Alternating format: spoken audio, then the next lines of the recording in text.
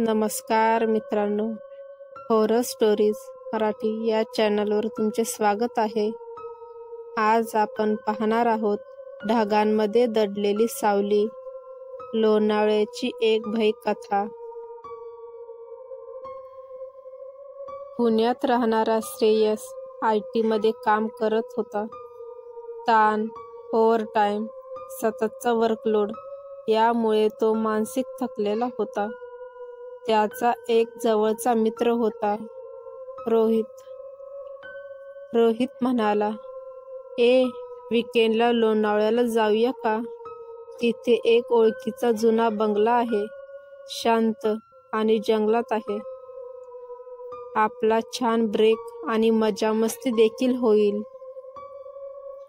श्रेयसला ऐकताच जाण्याची इच्छा झाली. त्यांनी जाण्याचा बेत आखला.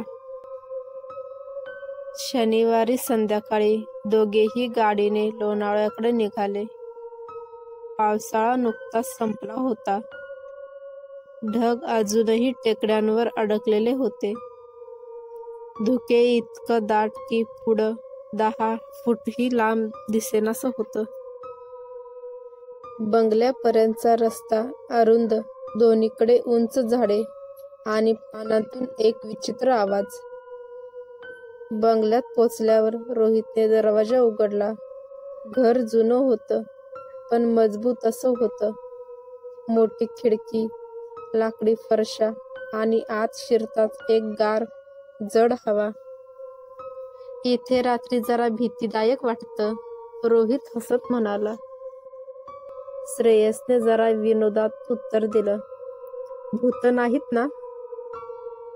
पण रोहितचा चेहरा अचानक बदलला. अरे, इथे एकदा चालू दे, उद्या सांगतो. श्रेयस थोडा दचकलाच. रात्र झाली. दोघं जेवून आपल्या रूममध्ये झोपायला गेले. बंगल्याभोवती खूपच शांतता होती. सुमारे 2:30 वाजता श्रेयसला खिडकीतून आवाज आला. पावलं हळूहळू ओढत चालणारी. त्याने कान टवकारले. आवाज बाहेरून नाही, बंगल्याच्या कॉरिडॉर मधून येत होता. त्याला वाटलं रोहित उठला असेल. तो उठून दरवाजा उघडतो. कॉरिडॉर पूर्ण अंधारात होता. रोहित, तो हळूच म्हणाला. तेथून काहीच उत्तर नाही. तो पुढे गेला, पण पावलांचा आवाज मात्र त्याच्या पुढे पुढे जात होता. जणू काहीतरी त्याच्याच पुढं चालत होतं, पण दिसत नव्हतं. अचानक आवाज थांबला. कॉरिडॉरच्या शेवटच्या खिडकीतून हलकासा प्रकाश आत येत होता. त्याने नीट पाहिलं. प्रकाशात एक सावली दिसली. कोणीतरी स्थिर उभं होतं, पण हलत नव्हतं. श्रेयसचा श्वास अडकला. त्याने मोबाईलचा फ्लॅशलाईट चालू केला, तर सावली गायब झाली. पण जमिनीवर मातीचा ओलसर ठसा होता, जसा कुणीतरी ओले पाय घेऊन चालला असावा. सकाळी श्रेयसने रोहितला सर्व सांगितलं. रोहित शांतपणे बसला. मी काल जे बोलणार होतो, ऐक. हा बंगला माझ्या एका काकांचा होता. 15 वर्षापूर्वी इथे एका घटनेत एक स्त्री बेपत्ता झाली. लोक म्हणतात ती रात्री या जंगलात फिरायची. शेवटच्या वेळी ती ह्याच बंगल्याजवळ दिसली. श्रेयसच्या अंगावर काटा उभा राहिला.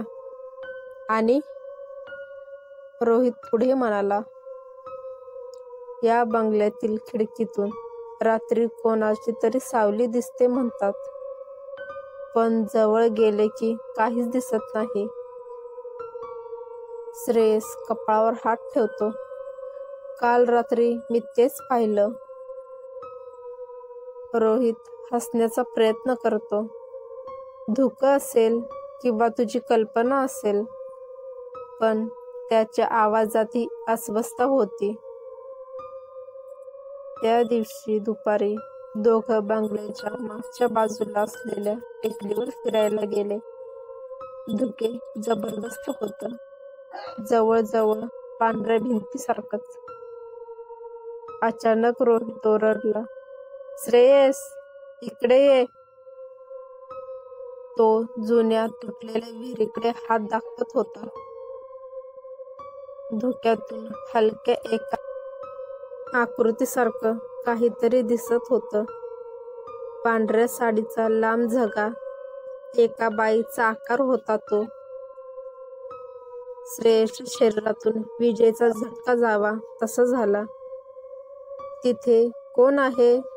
तो किंचाळला. ती आकृती धुक्यात मागे सरकू लागली आणि एका क्षणात गायब झाली. रोहितने त्याला धरलं. चल, इथून निघूया, काहीतरी बरोबर नाही इथे. ते दोघे धावत बंगल्याजवळ आले. बाहेर आल्यावर लक्षात आलं, विहिरीतून थोड्याच अंतरावर माती कोसळलेली होती. जणू अलीकडेच कुणीतरी तिथे चाललं होतं. त्या रात्री त्यांनी लवकर झोपायचं ठरवलं होतं, पण नेमकं 1:45ला बंगल्याच्या बाहेरचा दरवाजा आपटला. कदाचित जोराच्या वाऱ्यामुळे आपटला असेल असं त्यांना वाटलं. नंतर कोणीतरी खिडकीला जोरात ठोठावलं. कोण आहे? रोहित ओरडला. तेथून काहीच उत्तर नाही. श्रेयसने हळूच खिडकीच्या पडद्याच्या फटीमधून बाहेर पाहिलं. तेथे एक स्त्री होती. तिचे ओले केस, तिचा चेहरा धुक्यात स्पष्ट दिसत नव्हता, पण तिचे डोळे थेट खिडकीतून बघत होते. ती खिडकी शेजारी फिरत होती, जणू आत येण्याचा मार्ग शोधत होती. श्रेयस किंचाळला, रोहित, दार लॉक कर. त्यांनी आतून सगळे दरवाजे बंद केले. खिडकीबाहेर सतत पावलांचा आवाज येत होता. कधी दूर, कधी अगदी खिडकीखाली. रात्री 3 वाजता सर्व शांत झालं. सकाळी गावातल्या एका वृद्ध माणसाला त्याने सगळं सांगितलं. तो शांतपणे म्हणाला, त्या स्त्रीचा पती तिला त्रास द्यायचा. ती जंगलात पळून जायची. एका वादळाच्या रात्री ती या विहिरीजवळून बेपत्ता झाली.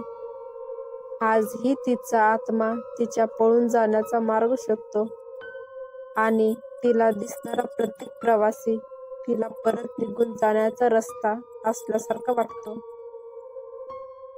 श्रेयस आणि रोहित थरथरले.